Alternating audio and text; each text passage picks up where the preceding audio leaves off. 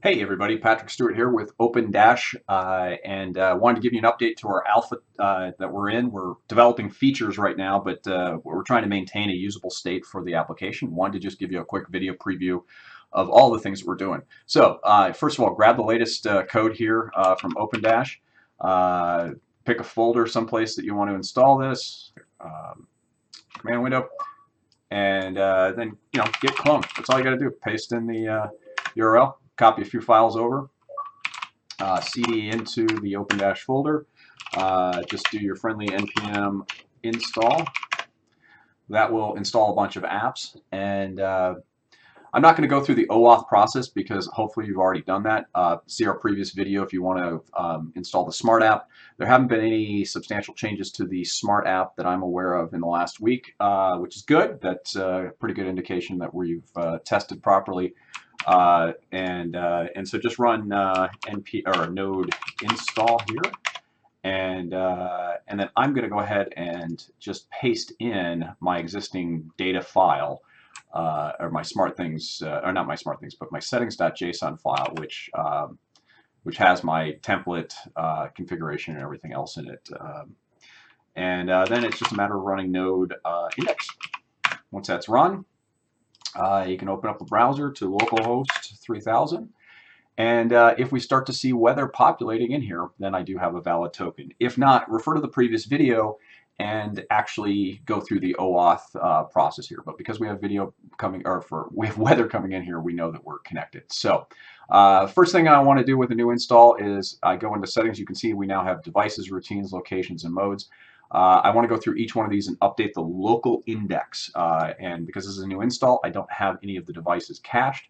So I'm going to go ahead and click Get Devices, and then I'm going to go ahead and save devices. Do the same thing for routines, just because I can. These things are not actually utilized in the system yet, but they're just placeholders. So it's a good practice to do that. The next step, I want to show off a few cool little things that we've added. First of all, we have our templates.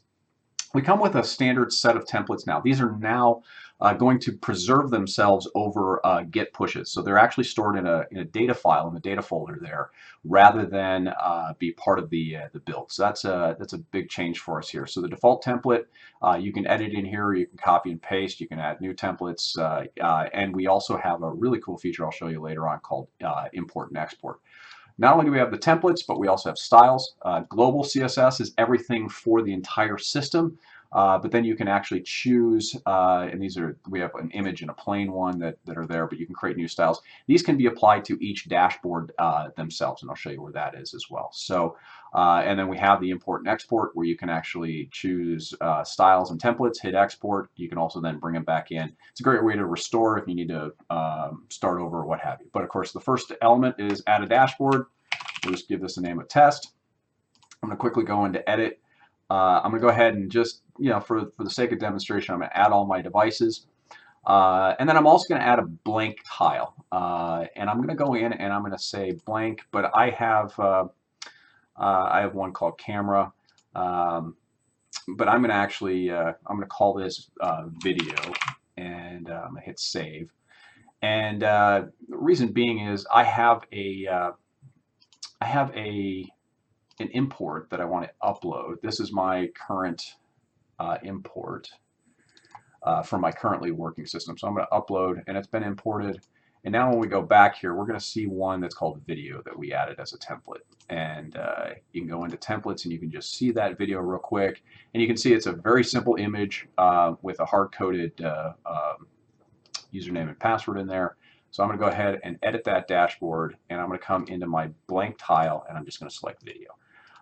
This is a little workaround how you can get video into your dashboard right away. And so that's live streaming video. Let's see if you can actually see the wind. There's leaves flying around. We've got about 40-mile-an-hour winds currently here. So you can see that this is one dashboard that's going on here with all of the different elements here. And you can now show or hide the elements here, so you can jump and quickly edit those, or you can click the edit button up here and make any changes. Now, you want to apply a CSS template to it. All you have to do is select one in the custom CSS, hit save and go back to the dashboard, and now you've got a background image, the black color. So we're getting closer on our theming. Our default tiles are still in the works. We got some great testers who are giving some great UI to this.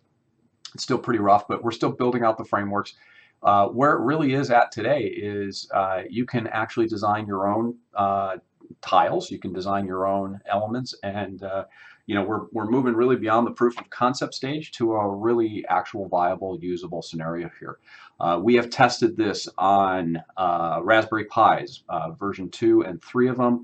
Runs just fine using the latest Node.js. Installed on Windows, on Macs, on Linux, VMware. As long as you're running it locally, I do not recommend it running it anywhere that's public. You need to make sure it's a firewall because there is no security in here. Obviously, you didn't see me log into anything, so that's about the only real caveat there. But other than that, really want you to grab the latest code. Join us in our Slack channel. Go to open-dash.com and sign up and join our mailing list and join our Slack channel and help build this wonderful open source product. All right, thanks.